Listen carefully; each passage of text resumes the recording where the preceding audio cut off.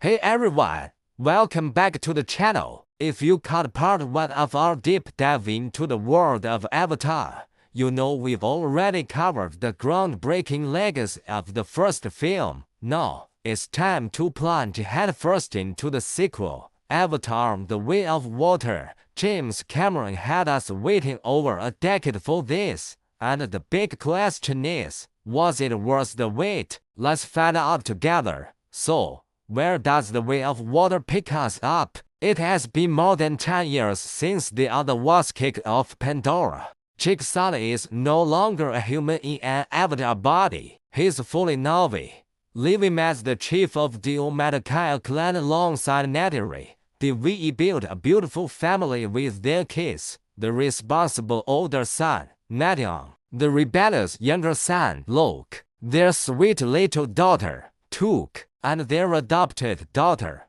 Kiri. Oh, and let's not forget Spider, a human boy who was left behind on Pandora and grew up alongside the Sully kids. It's a picture of relative peace and harmony. Jake has fully embraced his role as a father and a leader, and his narration at the beginning really sets the tone. He tells us that a father's job is to protect his family, and that becomes the central theme of the entire movie. Of course, peace on Pandora never lasts long. The Sky People are back, and this time, they reign not just after Unobtainium. They reign here to colonize Pandora because Earth is dying. Leading the charge is General Armor, a ruthless leader. But the real threat, the one that makes this personal for Jake, is the return of Colonel Miles Quaritch. You're probably thinking, wait, didn't he die at the end of the first movie? Well, yes,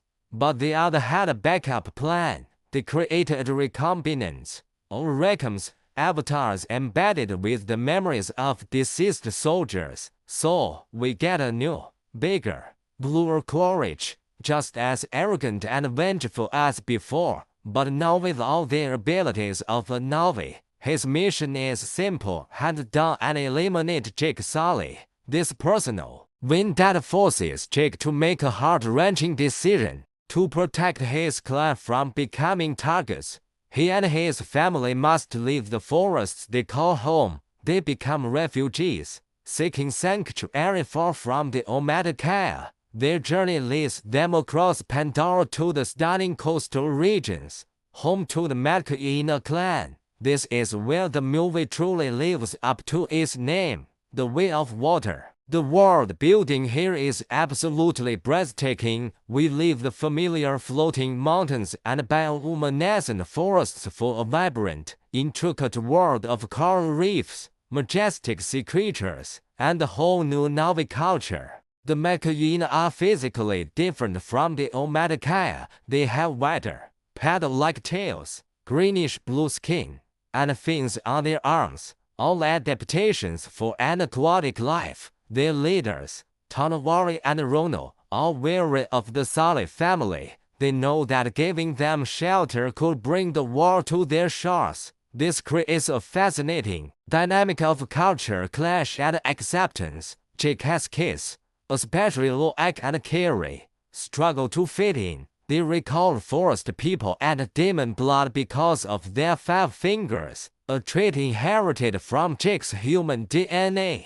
It has a classic fish out of water story, but set on an alien world and elevated by the sheer spectacle of it all. A huge part of the movie is spent just exploring this new world. We see the Sully family learning the Metkayina is ways how to hold their breath for incredible lengths of time, how to bond with and ride the skimmings and the Alice. These amazing aquatic creatures. This is where James Cameron's passion for the ocean really shines through. The underwater sequences are, without a doubt, some of the most visually stunning scenes ever put to film. The level of detail in the water, the marine life, the way the light filters through the surface, it is pure cinematic magic. It feels less like watching a movie and more like a fully immersive experience. You almost forget there is a plot because you are so mesmerized by the beauty of Pandora's oceans, while the family is adapting. The individual character arcs really start to develop.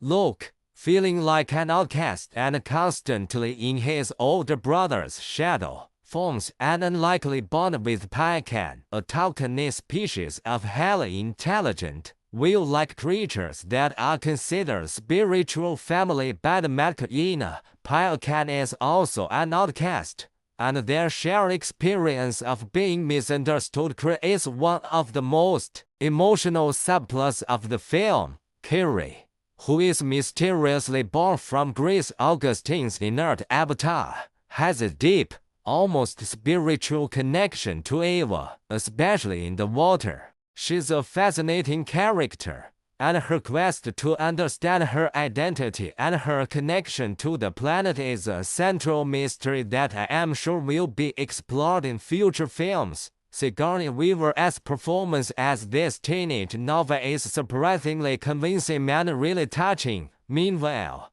Quaritch and his recon squad are hunting them down. They're not just brute force, they're smart. They learn to ride their own Icaran, and they even start using Na'vi tactics against them. The cat and mouse game between Jake and Quaritch spans the vast oceans of Pandora. Quaritch's journey is also interesting. He is grappling with the memories of a man he isn't, in a body he doesn't fully understand. There's a particularly compelling subplot involving his relationship with Spider, who is actually his biological son. Spider is captured by Quaritch, and their dynamic is complex. Spider hates what Quaritch stands for, but there's a conflicted pull towards the man who is, technically, his father. This all builds to an epic final act. Quaritch and his forces track the Sullies to the Matkina,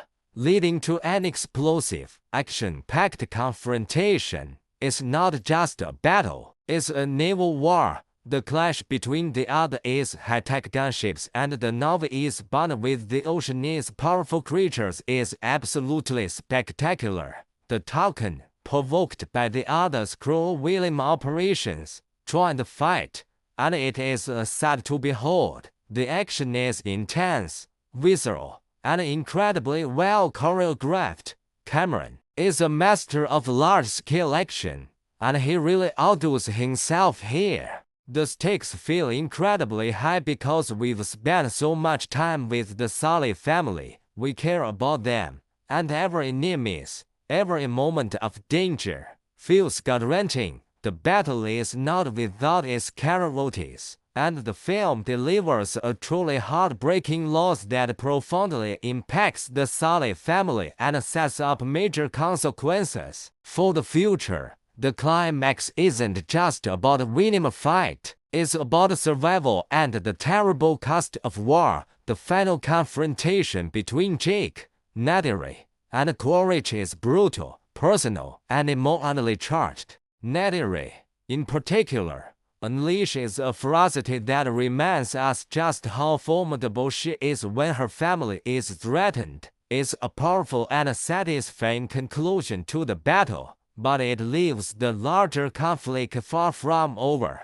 So, what is the final verdict on The Way of Water? Wearily, it's a masterpiece. It pushes the boundaries of what's possible with CGI and 3D technology. It's a film that demands to be seen on the biggest screen possible. The story, while echoing some familiar themes from the first movie like family, environmentalism, and anti-colonialism, is incredibly effective. It's a more intimate, character-driven story focused on the Sully family. The 3-hour runtime might seem daunting, but it is used effectively to immerse you in the world and make you care deeply about these characters. Some critics might say the plot is a bit simple, and yes, at its core, it is a straightforward story of a family on the run, but the emotional weight, the character development, and the sheer spectacle of it all elevate it into something truly special. It successfully expands the world of Pandora in a meaningful way and sets the stage for a much larger saga. The film ends with Jake accepting that they can't keep running. Pandora is their home, and this is where they will make their stand. The war is far from over, and the Sully family's fight has just begun. Was it worth the 13-year wait? I would say a resounding yes. Avatar: The Way of Water is an emotional, visually stunning epic that proves the magic of cinema is alive and well. It's an experience that stays with you long after the credits roll. It leaves you desperate to know what happens next, and I for one cannot wait to return to Pandora for the next chapter. What did you guys think of the movie? Let me know your thoughts down in the comments below. What were your favorite scenes or characters? I'd love to chat about it with all of you. Thanks so much for watching both parts of this review. If you enjoyed this deep dive, make sure to hit that like button, subscribe to the channel, and turn on notifications so you don't miss our future videos. Until next time, take care.